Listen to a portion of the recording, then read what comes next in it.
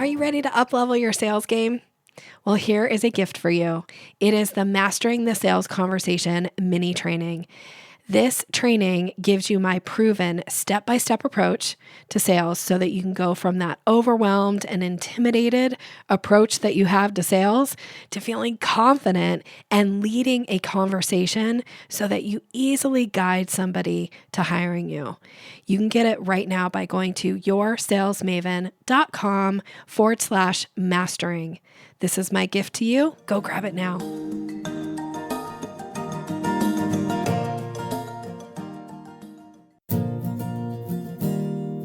Do sales conversations make you feel awkward or pushy? It's time to ditch the outdated salesy strategies. Your guide, Nikki Rausch, will show you how to combine kindness with selling skills to meet your prospects where they are, and in the process, how to uplevel your influence and income. Learn how to earn business easily and effortlessly. Here's Nikki. Welcome, and thank you for listening to the Sales Maven Show. I'm your host, Nikki Rausch. I am your own personal sales maven, here to offer you tips and strategies to master your sales conversation. Today, we're going to be talking about how to attract the right clients by repelling the wrong ones.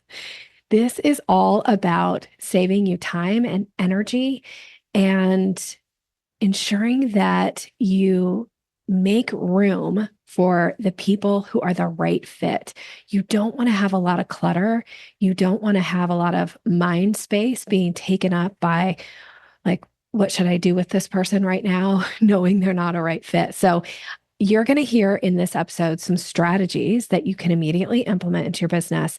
And then I'm going to close the episode with a couple scripts of how to respectfully decline. You may have heard versions of these before in past episodes, but if this is something that you struggle to do, make sure you listen till the end so that you get these scripts and you've got them kind of in your back pocket for when you find yourself in these situations. Okay, so let's dig into some key strategies that you can use to, again, attract the right clients by repelling the wrong ones. So really, this is about repelling. So the first and foremost is you want to set clear expectations through your messaging. So that means on your sales page, in your marketing materials, your promo sequences, stuff that you're posting on social media, making sure that you're identifying who the offer is for. And if you're not doing this, this may be something for you to take a look at. So when I talk about this, one of the ways that I do this, and I encourage my clients to do this as well, is when you have a sales page, for instance, you might need a little section in that sales page that says, this program is for you when. Bullet point, bullet point, bullet point. So this is, I'm giving a menu. I know I've talked about this in many podcast episodes, giving a menu.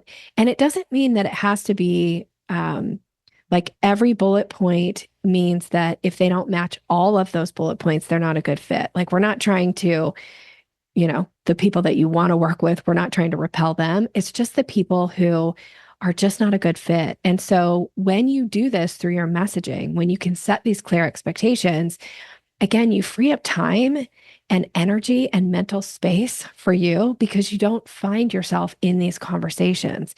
They will self-identify and go, oh, this program's not for me, or this offer isn't for me. So I don't need to, ask a question about it or engage with them or show up for some freebie that they're offering to move people into whatever the offer is, right? Like, we don't want those people who aren't right fits. And it also gets into your mindset, which is such a critical thing of like keeping those strong boundaries so that you don't have the derail your mindset of like, nobody wants to work with me. Nobody wants this program. Nobody wants this offer, which is not true. We just want to set some clear expectations through messaging to help minimize us getting into conversations with the wrong people. Okay. So that's the first one. The second one is about pre-qualifying your prospects with some type of a screening process. So I recommend this only when you find yourself getting in a lot of like sales consult calls or discovery calls with these are not a good fit. As a matter of fact, I really believe that you should be closing 75% or more of your consult calls. And if you're not closing 75% or more of your consult calls, there's some things you want to look at. First, am I getting on calls with people who are the wrong fit? And how can I minimize or eliminate that happening? And then two, do I feel like I'm having conversations with people who are the right fit, but I'm not closing them? So that means there's something about your process or something about your skill set that needs to be elevated there. But again, this episode is focusing on who are the wrong people. So if you are, in fact, getting into consult calls, discovery calls with people that are just not the right fit, and you identify them pretty early on in the conversation, or not even early on, but at some point you realize, like, this is not the right client for me, you might want to implement some kind of a pre-screening. And that is just maybe a really short questionnaire that you could put in place that they have to answer these questions before they can actually book that call with you. So if you're using a calendar link or something like that, you can put, some questions in there. Now, like consumer protection here for your own mind and for your business. Do not have a questionnaire that takes somebody more than 5 minutes to fill out. If it takes somebody more than 5 minutes to fill out, even if they're the right client, they're probably not going to spend the time to do it. So it's not good business, in my opinion, to have pre-screenings that require somebody to spend a bunch of time and energy and give you very revealing answers to things that you haven't really built the rapport with them yet, that they're going to feel comfortable answering. So a short questionnaire. And one of the main questions that I recommend when you do implement a questionnaire, because you're getting on calls with the wrong people, is to talk about pricing, especially if you're one of those people who still refuses to put pricing on your website. Now, if you've listened to me for any amount of time, you know that this is I always call this like a soapbox issue for me. Like I get on my soapbox and it's hard for me to get off. I do think you should have pricing on your website, but if you are anti-pricing on your website, or not quite there yet, or just downright refuse, then this is a place in this pre-screening where you can give a range of pricing that will help those wrong people self-identify they're not the right fit, and then they won't waste your time and energy and mental space by getting on calls with you or doing reach outs with you. It's so great when people can self-identify and you don't have to be the bad person in the situation. You don't have to be the person who's declining working with somebody or whatever. So one of the ways that I recommend from a question standpoint, so this is a little bit of a script here for you, is you give a range about what your prices are. And now if you have exact prices, you can put those. Please do not put prices start at. That is a mistake. You are anchoring a low price, and that's not what you want to do. So we're going to say the prices typically range between X and Y. I don't actually care what the X and the Y are. I just care that you put a range. You want to have a bottom range and a top range, because chances are they're going to fall somewhere in the middle or maybe even to the higher, but you've anchored that higher price versus anchoring the lower price. They'll be disappointed if you just say prices start at and then you quote them a higher price. But if you give them a range like this, now the people who aren't even willing to pay the low range, they don't waste your time by getting on calls. They don't reach out to you. They have now self-identified, oh my gosh, I would never spend that for this person's services, or I can't afford that for their services.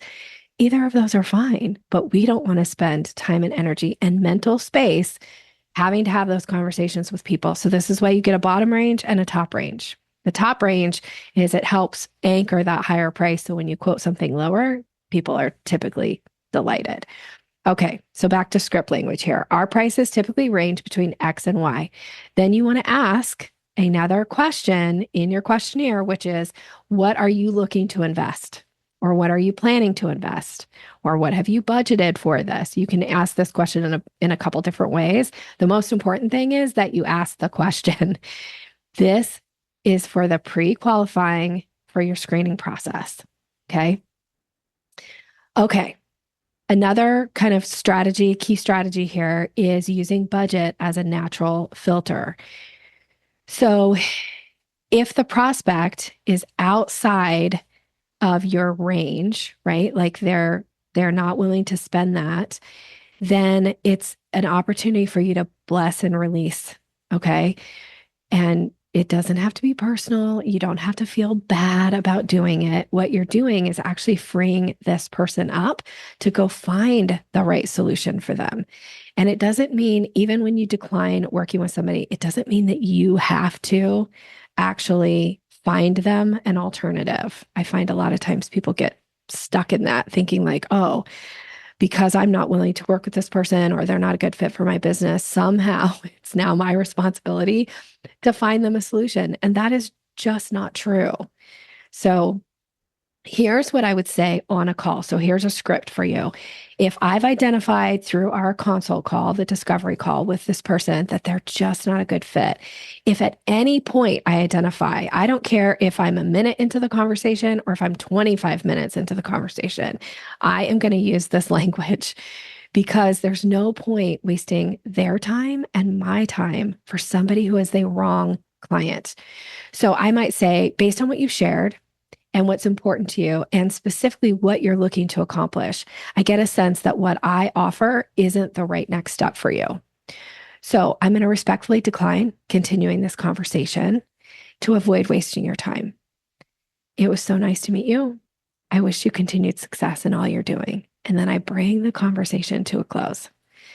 Now, again, when you say it like this, most people are like, oh, thank you so much for letting me know and not wasting my time. So you want to soften your voice a little bit. You say it in a really kind way, and then you bless and release. You move on and you let them move on, which again, so important. You're not taking up time, energy, and mental space with the people who are just not the right fit for your business.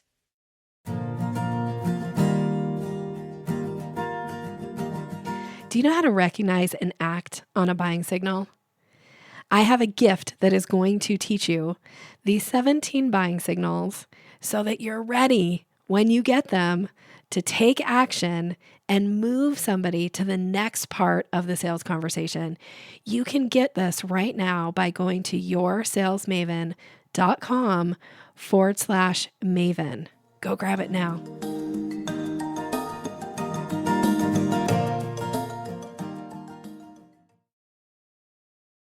And then it's also important when we're thinking about pricing. This kind of is a fourth strategy, but they all really work together. So just from a clarity standpoint, think about being transparent with your pricing. So I know I mentioned this in one of the earlier strategies about like, there's a reason that I recommend people put pricing on their website. And it is so important that if somebody is going to come and go to your website and be searching for pricing and they can't find it, you kind of have a reaction, like one of two types of reactions typically. Either that person gets annoyed that they can't find pricing and or they assume that your prices are way higher than they are. And so then they don't ever give you the chance to like earn their business because they think, oh, I can't afford this person. They don't put pricing on their website. So this isn't a like, it doesn't show you as a premium. It shows you as an inconvenience. It can be so frustrating to go to somebody's website, want to identify, be able to self-identify, is this somebody I should even schedule a consult call with, not be able to find any kind of pricing, and then be left feeling like, oh, do I want to risk being embarrassed and vulnerable by getting on a call with somebody? And I'm thinking, gosh, I'm willing to spend 10,000 and their program is 40,000 and now I'm embarrassed. Most people won't put themselves in that situation. So even though I know a lot of coaches tell you don't put pricing on your website, they're telling you that for your benefit. But frankly, sales isn't about you. It's about the prospect, and you have to do things that are for their benefit. So be transparent when possible. I don't mean you have to have every price. It doesn't have to be specific. You can have the range that I mentioned in your pre-qualifying screening. Same thing works on your website, but being transparent is so important. And I've probably shared this story on the podcast before, but I had a client many, many years ago who was adamant because she had worked with a business coach who was very high profile, who had had a lot of success in her business, and told her, don't put pricing on your website. So as soon as she starts hiring me as her sales coach, I'm telling her, you need some pricing on your website.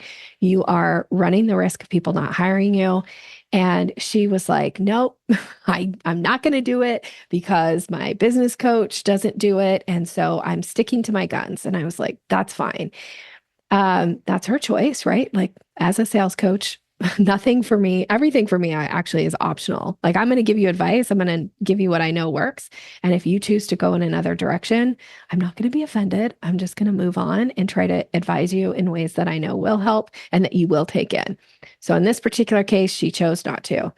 And then fast forward, I was actually teaching a live masterclass. This was quite a few years ago where I taught these masterclasses live and in person in the Seattle area. So you come and you would spend a whole day, and we were talking about pricing. It was part of the conversation of the masterclass, part of the teaching. And one of the women in the room, very, it was almost like she was timidly raising her hand. And she shared kind of what I had shared with you. She said, Nikki, when I go to somebody's website and they don't have pricing on their website, and I have to call and ask for pricing, it immediately puts me on the defensive because I feel embarrassed and I feel like I'm being cheap by having to ask about pricing. And I was like, yes, this is one of the reasons, like, you don't want to alienate clients. This is so important. Now, I don't think I mentioned this yet, but my client who was adamant about not putting pricing on her website, she was in the room. And then it was like, my client who had timidly raised her hand and shared this, she was being vulnerable in front of the room, which I really appreciate when people are willing to do in a training, and shared this. And it was like a light bulb finally went on for my client. And so then she raised her hand and she's like, Nikki, I know you've been telling me this now. We've been working together for about a year. This has completely changed my mind. I am going to go put pricing on my website now. And I was like, great. And we had a conversation about it. Then at the break, one of the other participants in the room came up to me, pulled me aside, and she was like, Nikki, I am so glad that so-and-so, my client who is now going to commit to putting pricing on her website, I'm so glad that she finally got it. She said, I have been following her for a couple years and I've always wanted to hire her, but I always thought that her pricing was so much higher than it actually is. And it wasn't until one of my friends hired her and actually told me what she paid her that gave me the confidence to go and hire her. But I was too embarrassed to tell her that she needed to put pricing on her website and that it actually postponed me hiring her for more than a year. And I was like, yes, this is why. Like, these are the reasons that I continuously talk about this. So be transparent. That's the whole point of this kind of story here. All right. So let's go through really quickly. Benefits of repelling the wrong clients. It reduces those tire kickers. I know I've talked about tire kickers before. As a matter of fact, I did an episode not too long ago, episode 247, which is how to handle tire kickers, turn indecisive prospects into committed clients. We don't want to get on calls with tire kickers. We don't want people who are like, I'm just wanting to pick your brain a little bit and, find out about your program, but I'm not willing to invest in it. If they know up front the idea about what kind of pricing, what's involved, who this program is for, this program is for you, when, it helps them self-identify so they're not wasting your time and energy. Now, you want to make sure that you're attracting the right people and leaving time in your calendar and in your mental space to have the calls with the people who are the right fit so you can be creative about how to earn their business. And as a matter of fact, I have an episode coming out shortly where I'm going to be talking about like how to actually close those stragglers, right?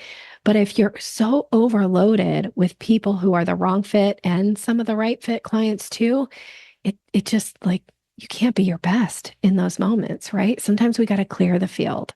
And that's why we want to repel these wrong people as quickly as possible.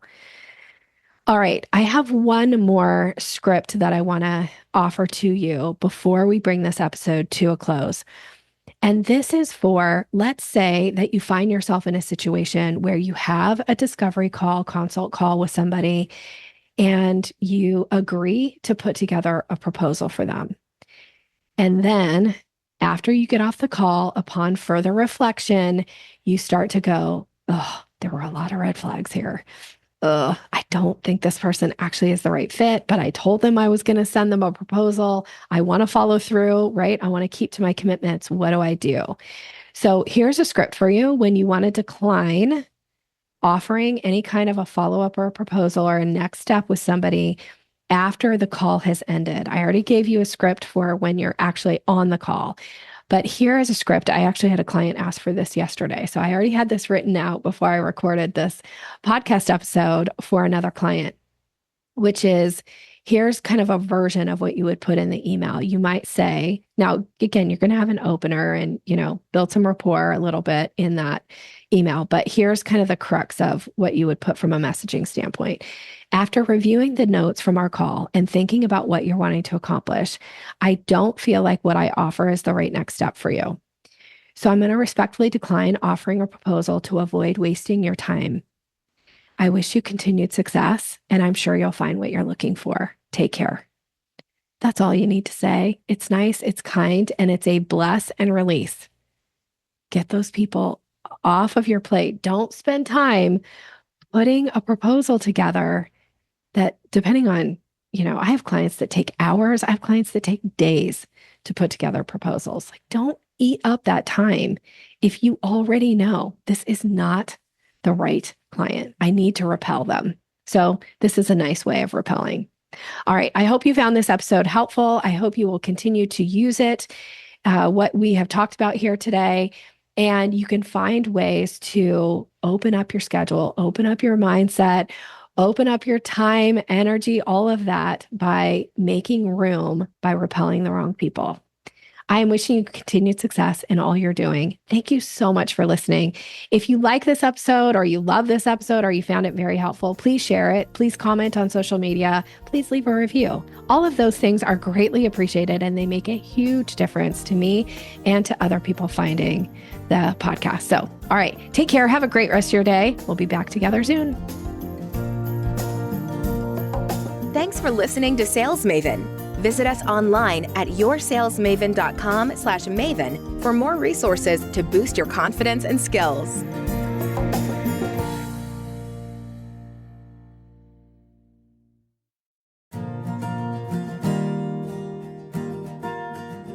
Are you ready to increase your confidence in your sales conversations? I have a gift for you that is going to show you exactly how to do that. It is my Closing the Sale ebook. It's all about leveling up your confidence, giving you language to use, how to seamlessly move somebody through the sales process. And you can get it right now by going to yoursalesmaven.com/Maven. Go grab it.